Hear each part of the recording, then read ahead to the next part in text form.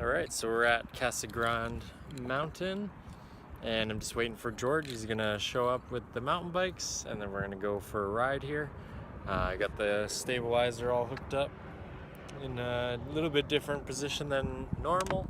I found, you probably saw in some other videos, I kept hitting it with my knees, or my legs, mainly on like short, uphill, like steep turns, because you find like you swing your knee over and hit it. So I just tried adjusting it upwards a little bit more.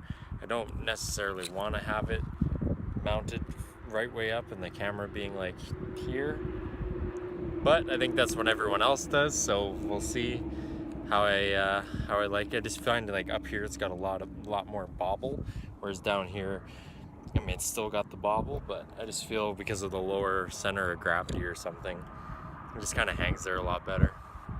So here's what Casa Grande Mountain looks like. So this is the start. We're gonna head out, probably go all the way along the Ridge Line Trail there. I don't know if you can see it. And around the corner of that mountain, and then there's trails for miles out here. So you can check that out on Trail Forks or Strava.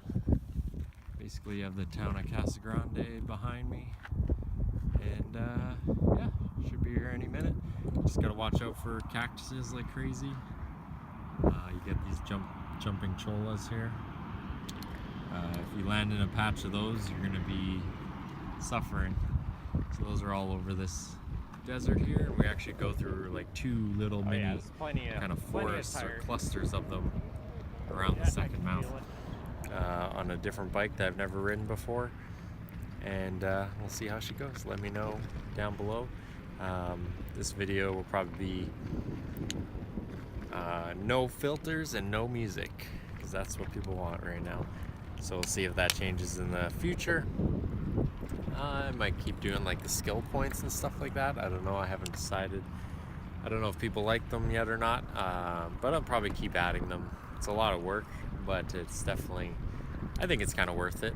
I mean, I see it a lot because I'm editing and I'm constantly watching it, so I kind of get used to it, or it's like kind of less exciting for me. But let me know down below if you guys think the skill points and unlocking things and all that RPG stuff I've been playing around with.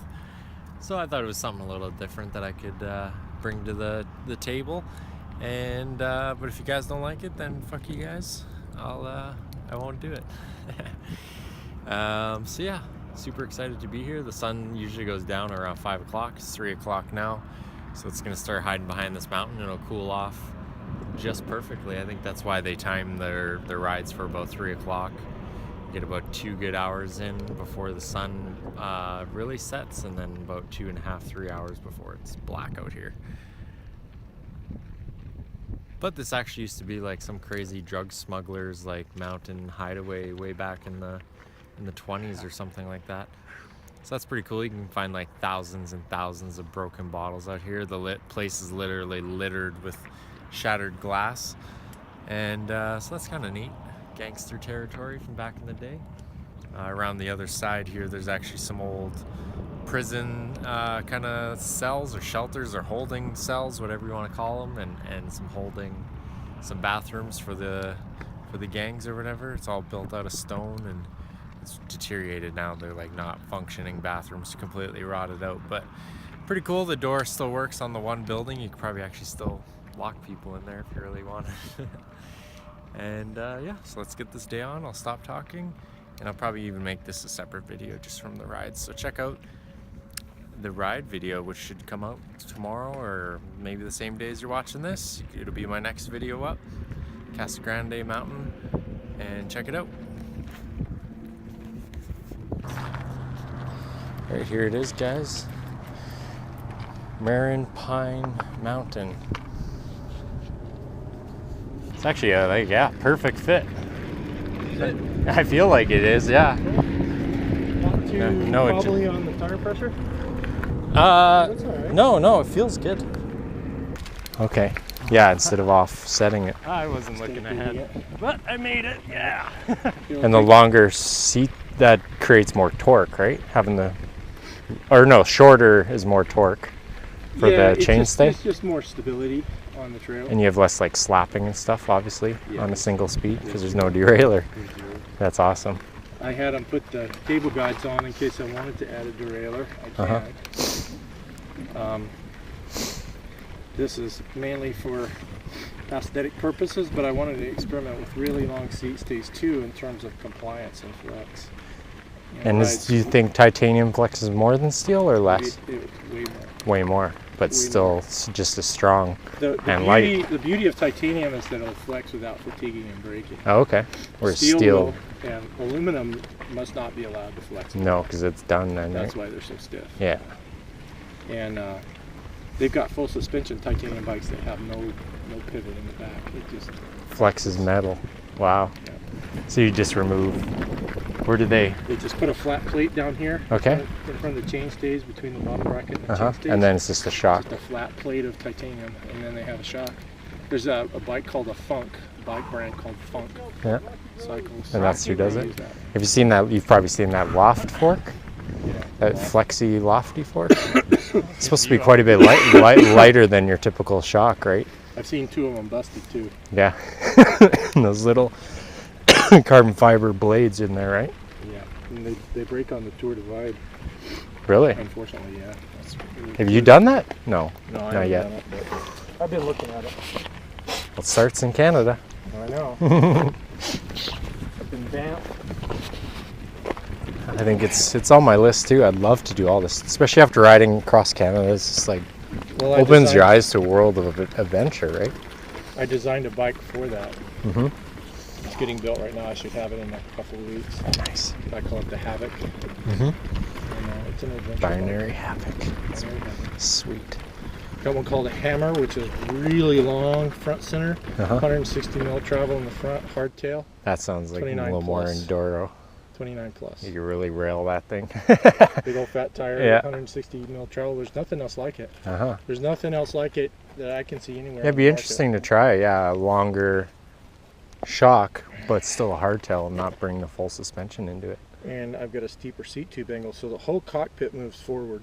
On this bike. The wheelbase on the other one. The Hammer too.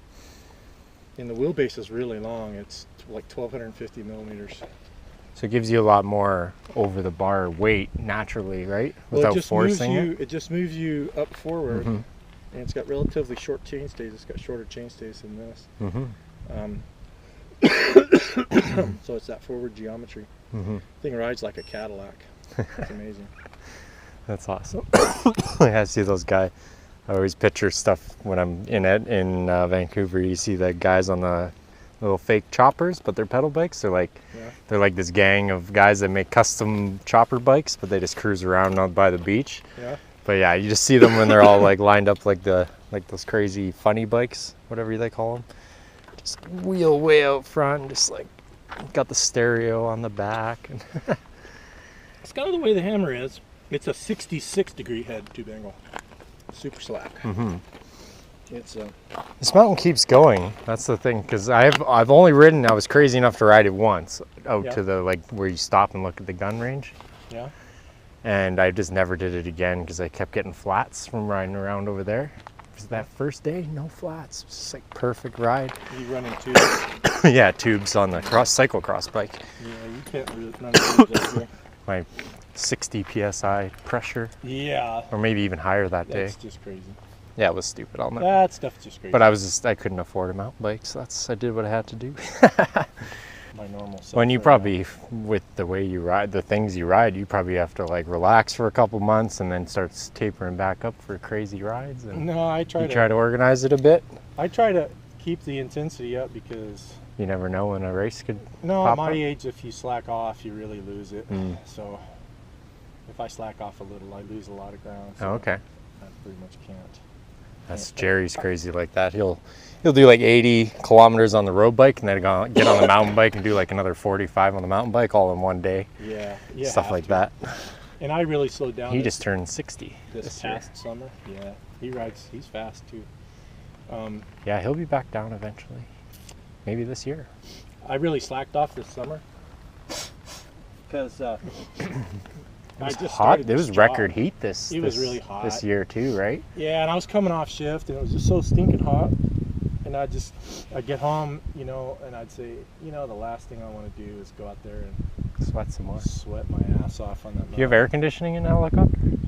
Yeah. Yeah. Yeah. And it gets a little cooler when you're But a I'm little not higher, always but in it. you're outside. Yeah. Anyway, I slacked off a little over the summer, and it really You cost really me. noticed it, eh? Yeah. You probably just notice it in, well, the way you feel, but even all your times on Strava. And it's so nice to have these tools now. Average speed, average heart rate, this, that, right? Power meters if you want them. Yeah.